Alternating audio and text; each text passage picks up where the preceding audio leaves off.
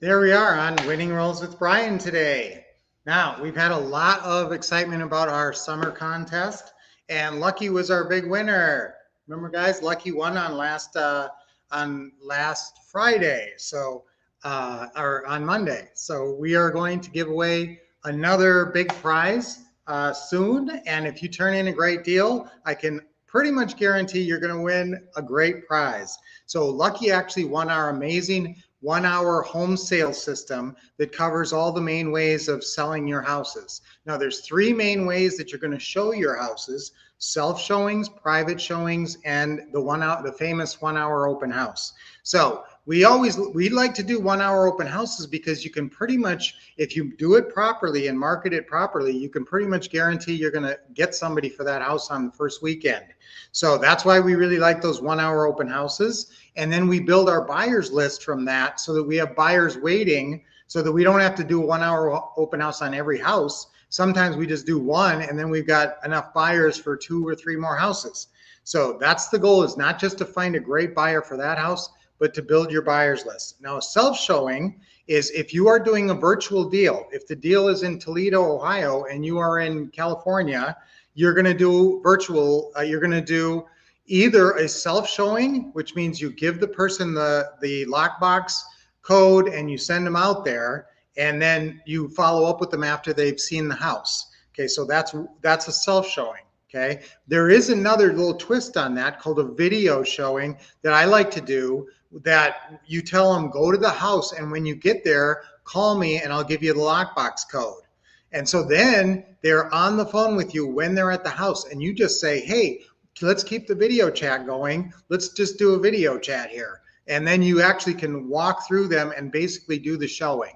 So that's what I like to do. I like to be more in control of the showing. And if you do this virtual video chat while they're seeing the house, you can say, oh, look at that. Isn't that beautiful? Oh, isn't that nice? And you can do tie downs and everything from a distance. So that's why I like, there's really 4 ways to show a house: self-showing, this video showing where you're not there, but you're on video chat, then a private showing where you actually meet them at the house. So if you get a call on one of your properties and they have $15,000 down, you're going to say, how far are you from the house? I can meet you out there. And so you just get out there and meet them and do a private showing and try to close them on the spot. Okay, and then the other option is our 1 hour open house, which it requires some staging and whatnot. Now, I'm going to talk about a couple of marketing strategies I want you guys to use, mainly when we are our exit strategy out of a house.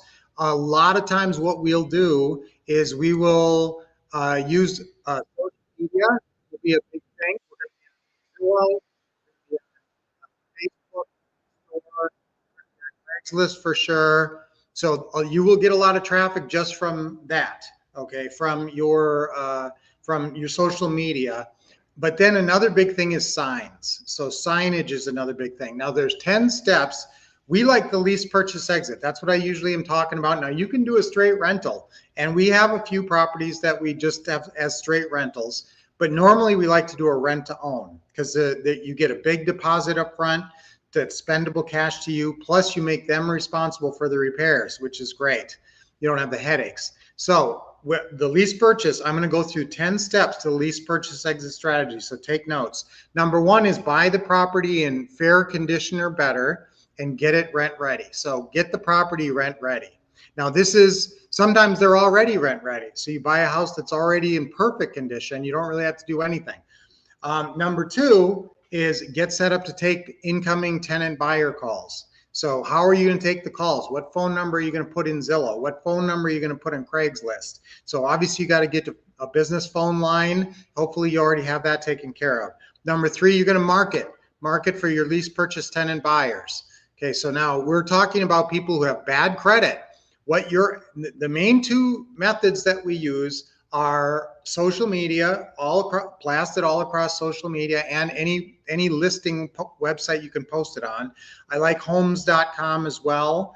I like Nextdoor. Did I mention that one? So just get it out there, get it out there, and make sure you're saying great rent to own home, bad credit, okay. So that's across social media, but that same thing should be on your signs. Now, I will tell you that probably Our marketing campaign to get a house moved is probably about, we probably get about 50%, I mean, it's obviously never going to be the same on every property, but just general terms, we get a lot of people off signs and we get a lot of people off the internet. Okay. And that's the two main ways that I want you to promote your houses. Now, what does it say on your signs? You're going to do, you do a regular, what we call a program sign all around the area on all the busy corners around the house. And the program sign says great rent to own home, bad credit okay. And then if you want, you can put in move in now if the property is available. That sometimes gets people a sense of urgency. And then you put your phone number. That's the whole sign. Okay, great rent to own home, bad credit okay, maybe move in now, and then your phone number. Okay, or maybe where it says move in now, you could say some feature, nice pool or something like that. If your house has a really nice feature. So that's what it says on your signs. And I'm telling you, where you put your signs is important. Not only do I want you to put your signs around the area of the house on all the busy corners, I usually put 2 signs on all the busy corners. And I put them so that people driving this way are going to see them and people are driving this way are going to see them. Okay, so I usually would put 2 signs. I'm not going to put 4 signs on a corner, but I'll put 2 signs, one facing like this and one facing like this. Okay, usually right next to the light stanchion, where the traffic light comes down. Usually that's where my sign is, sort of next to that. All right, so signs work. You get a lot of calls. Now here's another little twist for you experienced people. Find the most expensive apartment complexes around you. Okay, the most expensive apartment complexes that have a rent that's equal or more than what your payment is going to be on your house. Okay, put a whole bunch of signs around there, like 10 signs all around. I mean, be a little careful about you can't put it on their territory and somebody might pull them up, but that is a prime candidate. All these people paying tons of rent, not living in houses. And why aren't they living in houses? Why are they paying so much rent and not living in a house? Because they have bad credit. Or they have some credit, they have some qualifying issue. Maybe it's a debt ratio thing. But if you put a bunch of signs out around there, that's a good target. Those are people who are paying more than what you're asking and still living in an apartment. So that's a good area. Anytime you have nice apartments that people are paying high rents for, and you've got a house that's even a better payment or in that same range, that's a good area to put a lot of signs. Okay, so number 3 is market for your lease purchase tenant buyers. Roadside signs, social media, obviously. Facebook is good. Then number 4, you're going to start taking calls and making calls. Okay, so you're going to start talking to people, lease purchase tenant buyer prospects. And so use the tenant buyer opening call script. It's a very specific script. It used to be called, if you have an older version of the system, it used to be called the Pretty House Buyer Info Script. But it's basically the tenant buyer opening call script. When they're calling you, you gather their information and you use 5 main questions. These 5 main questions tell you if you've got a deal or not. The number 1 is, when are you looking to move? Number 2, who will be living in the home with you? Number 3 is the big one. What's the most you can put down on your beautiful new home? Number 4 is what's the most you can pay per month? And number 5 is, do you know what your qualifying issues are? If you only have a short term from the seller with a balloon payment, you got to make sure their credit's not too messed up. But if you have sweetheart seller financing with no balloon payment, you want to have a person who has terrible credit. Literally, you want them coming out of bankruptcy or something. It's fine. It's good. Okay, so you'll take and make opening calls. And then number 5, you're going to pre-screen your tenant buyer candidates based on their answers, mainly based on number 1, how much can they put down? And number 2, can they afford the monthly payment? Those are the main 2 things. And then you want pretty bad credit. You don't want them to have almost good credit because they could buy the house out from under you too quickly. Okay, number 6, once you've pre-screened them, you make closing calls to the prospects who have seen the house. This is a 2-step process. They're going to call you off your sign or your social media. You're going to do an opening call where you pre-screen them with the 5 questions. And if they come out smelling good, you're going to send them to the house.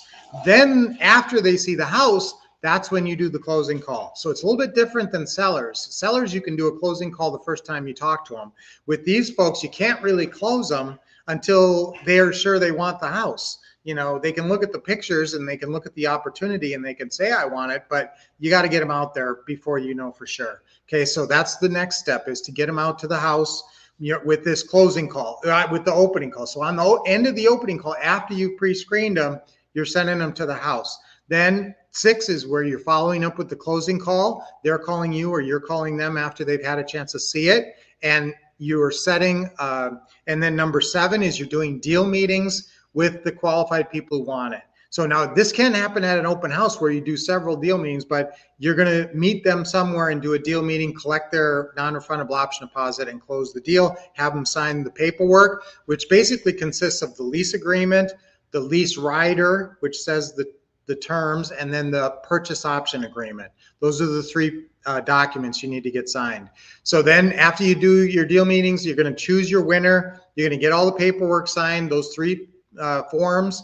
Then you're going to, now this isn't absolutely necessary, but it's recommended that you actually do an official closing at a title company or an attorney. Even though they may be signed all the paperwork, there is one other form called the optionee lessee acknowledgements that that should be notarized, that you can have your attorney sign with them. And that's a good idea. And that way they can't say, oh, I didn't understand, or when I moved out, I thought I was going to get my money back. They can't make claims like that if you have an official signing with, instead of just meeting them at Starbucks, because then they might have a case. Okay, number 10 is you're completing that final signing. You're giving over the keys. You're giving them a gift basket. Everybody gets a gift basket who works with you. There's a pretty good one on gourmetgiftbaskets.com. It's like a house. It looks like a house, and it's kind of a good gift basket to give to the seller, buyer, and any realtor that was involved, the title agent. It's good to give out a lot of these because you get good referrals from gift baskets. And give out little referral cards too. We have these special referral cards that say, do you know anybody thinking of selling or buying? And we actually have them fill that out. All right. So that's the 10 steps. Did you get all those? Number 1, get the property rent ready. Number 2, get set up to take calls. Number 3, get your marketing out there, signs and social media. Number 4, take and make opening calls, start talking to people who are interested, send them out to the property. But on that phone call, number 5, you're pre-screening them to make sure you're not sending people who are not qualified to the house. Don't do that. Make sure they're qualified before you send them to the house. Then number 6, follow up with the closing call. And number 7, do deal meetings with your winners. And then number 8, choose your winner. Number 9, get all the final signing paperwork done at an attorney. And number 10, turn over the keys in possession. Okay, so that's the basic rundown. Obviously, there's little ins and outs to all those different steps, but those are, and guys, if you didn't get to see them all, or I went going way too fast for you to take notes, you can go through them again and write down the 10 steps to lease purchasing a property. Okay, so those are really crucial. Good morning, Charles. Good morning, everybody. Happy Friday. I buy homes fast. Good morning. Hey, that's a great picture. I love it. I had a lot, they had money, but after they changed mine because house is on a higher end of the market, do you get a small deposit? What do you say to anchor them? Okay, if you got people, you know what? It depends on your area. What are you looking for on your non-refundable option deposit? Remember, this is 2 things. It's a non-refundable option deposit initially, but it turns into their down payment when they get qualified with a lender, and they get credit for every dollar that they gave you. So make sure you're reassuring them, because they're going to feel nervous about handing you $15,000 unless you really reassure them. Don't worry. As soon as you get qualified, I'm going to help you get qualified. Every dollar is going to go towards the purchase price when you own the house. Okay. Now they do have to understand that if they move out, that is a non-refundable option deposit, but obviously the goal is that they get qualified, and you can be flexible on that if you want. I mean, obviously, in the paperwork, you have every right to keep all your non-refundable option deposits, but if you want to give them a couple thousand back or whatever, it's your business, right? All right. So after, you're going to, if they've seen the house and they like the house, if you talk to them on that first call and the opening call and they're excited, then they go out to the house. And then you make the closing call, the follow-up call, and all of a sudden they're not excited, then maybe you have property issues. Is it not a great location? Is it, You know, is there anything you can do to make it more rent ready? Can you stage it a little better or stage it at all? Sometimes you guys are putting houses out there that aren't staged at all and they just don't show that well. So you want to make sure the house shows well. You can get more involved with the showings. If you can't seem to get anybody interested, do more private showings. You know, get out there with them and see what the complaint is. And also, if you get people who see the house and are not interested, ask them why not. What went wrong? What do you not like? And see if it's something that you can fix or address. Now, if it's just a matter of it's a $300,000 house and you can't find anybody with more than 10 grand, do you take the 10 grand? Well, and that's where, like, do you want to wait around or do you want to just move the house and get on to your next house? Yes, if you got a $300,000 house, yeah, I would really want to get at least 20 grand down on that. We're shooting for 10% down, so it'd be great to get 30 grand. But if all you can get is 10 grand down, you know, I mean, that's expendable cash. And, you know, sometimes a bird in the hand is worth two in the bush. So have we taken smaller non-refundable option deposits than we really wanted on a property here and there? Yes. But that's mostly when we don't do a 1 hour open house. If you do a 1 hour open house, usually you get a lot of people. You get a pretty big flood of people, but those are hard to do at a distance unless you have a helper in that location. All right, so wow, I covered a lot. Lucky, I hope you were listening to that, because I know Lucky, who won our contest, just bought 2 or 3 new houses and is looking for some help on the strategies for selling your houses fast. So now you know all the steps. And if you have questions about individual components within the step, let me know, because there is some ins and outs to these different things. And, you know, but the marketing, guys, getting your signs out there, getting a lot of stuff, every social media website you can think of, you know, it's worth it. And just keep track of where your calls come from. When you get the call, you got those 5 questions I said before. You know, when are you looking to move? Who's living in the house with you? What's the most you can put down in your beautiful new home? What's the most you can pay per month? And do you know what your qualifying issues are? Then the 6th question is, where did you hear about us? Can I ask where you heard about us? And if they say, I got it off a sign, ask them what sign, because I want you to know where the signs are working. If you hear from 2 or 3 customers that they called you off that same sign location, don't ever miss that sign location when you're putting out signs. Same thing with social media. If you're getting a lot of great leads off Nextdoor, and Nextdoor is very big in some areas, and there's a lot of people on it, like in our area, you can do a lot with the Nextdoor, and you can do a lot of that for free if you do it right. And even if you have to pay a little bit of money to market it on Nextdoor, it's worth it. Okay, so good morning, Charles. Good morning, everybody. Okay, so yes, and the higher end of the market, guys, when you get properties that are 400,000 and more, you know, it's can you get the spread? And that's the real key. Once you get up into over basically 250 or even 200, can you get enough rent to justify the payment? And I really like a $500 a month spread, but that's the big challenge when you get into the $300,000 and $400,000 houses, is getting enough rent to cover what your payment is. So that's, and sometimes you do have to wait, and sometimes it takes a little bit longer. Okay. Yeah. So upselling expensive houses, you know, are these people, listen, if they're just not, some people can't afford an expensive house. And now listen, that's the other factor. You don't want to set people up for defeat. So if you, and it's not a bad idea to kind of look at their debt ratio. Now, when they write an application, they're going to use the lease applicant form. That's what I want you guys to use when they fill it out. And it'll say how much they make, and you can do employment verification. You'd like your rent payment to be about 20 to 25% of what their total gross income is. That would be great. And if you can get their total debt, which means all their payments on their credit report, all their car payments and whatever payments they have, including your rent, if that all can come in at about 35 to 40% of their total gross income, then you're probably going to be okay to get the debt ratio to get qualified down the road. But if your rent is 50% of their gross income, you know, that house is too big. It's too much house for them, and they're not going to be able to afford it, and they're never going to be able to qualify for it down the road unless they see some big increase in income coming. So be careful about that. And yes, you should check that, and you should take a look at people's debt ratio. Okay. Yeah. Lucky. Good job. LOL. Lucky one. House 459. Yeah. See, and that's the thing. That's yes, and that's those houses up in that 459 range. That's the tricky ones, guys, because you've got a lot less buyers who can afford the payment, and depending on your area, maybe you're in an area where there's a lot of money, and so there's a lot of people who can afford it, but mostly not. Mostly you're going to have it's going to be the not the common person. If you've got a house that's 150, you're going to have no problems finding tons of people who want that house and who will gladly pay 10 or 15 grand down easily. But that's the challenge of these more higher priced homes.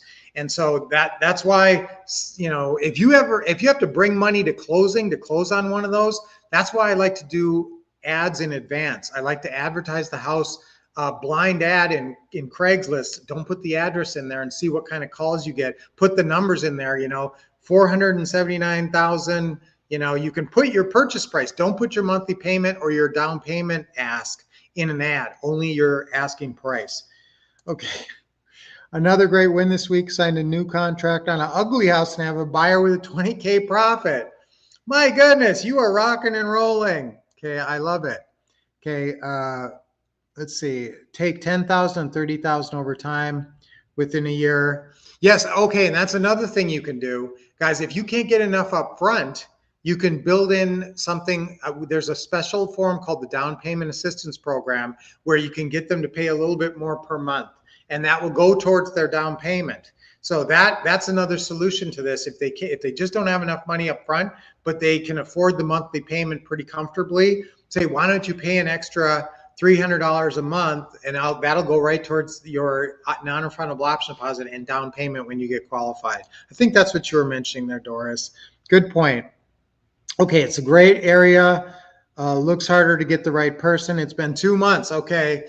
All right. Yeah, that's the challenge, guys. Now, do that strategy I mentioned earlier. Find the most expensive apartments in your area, the most expensive luxury apartments in your area, and put a bunch of those signs, the program signs, great rent to own home, bad credit okay, or you can say no banks needed, or sometimes we say no bank qualifying, but that's kind of long.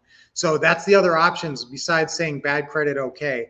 But bad credit okay or no banks needed and your phone number. And try, if you have some nice luxury apartments in your area, go buy 50 signs and start hitting those right around there. I mean, if you haven't done that yet, you only need one. That's the crazy thing about selling a house and finding the right lease purchase tenant buyer. You only need one. You only need one person. Okay. Oh, wow. Is that ever a bad news? Barbara LeGrand has passed away. Thank you for sharing that, Doris. Oh my goodness, that's very, very sad. Wow, that's very unexpected. She was young and oh my goodness, that's really a shock. Wow. Wow, that's really, thank you for sharing that, Doris. Wow, that knocks me out. Oh my goodness. Nikki? No. Wait, Nikki who? Nikki who? This is Lucky. Yeah, you're on Facebook. I get that, Lucky. I figured that out. Can't I make monthly payments on HUD Home without qualifying? You know what? We're going so long, guys. Save some of these questions for next time, okay? Oh no, yeah. I can't believe, are you saying Nikki, the one that went around? I don't know her last name. What was her name? Nikki, what was her last name? But Nikki, who used to go out on the road with Ron, that Nikki, she died? And Barb? What happened? Is that really right? Wow, that's really a shock to me. All right, guys, we go really long today. I'm going to have to do a little research and find out more of what happened there. Ron's worker. Wow, that blows my mind. She was young. She was like my age. Wow. Okay, thank you for your advice. Okay. We had a couple who are paying a lot, yes, and you're looking for 27. Yeah, that's a suggestion. So guys, thank you guys. Thank you all. Yeah, so sad. All right, gosh, I need to find out more about that. That's like crazy. Wow, they both had cancer. Wow, is that a shock? That blows my mind, really. Wow. Okay. Wow. Okay. Well, that's really sad news, guys. But okay, so I hope I gave you some really good tips today and lots of good things to move forward in a super positive way. So I'm going to leave you with that. Expect success. Keep taking action. How do you succeed, guys? You expect success. You get the best training from the Wolf couple, so you know what you're doing, and then you keep taking action. Awesome job, everybody. We'll see you on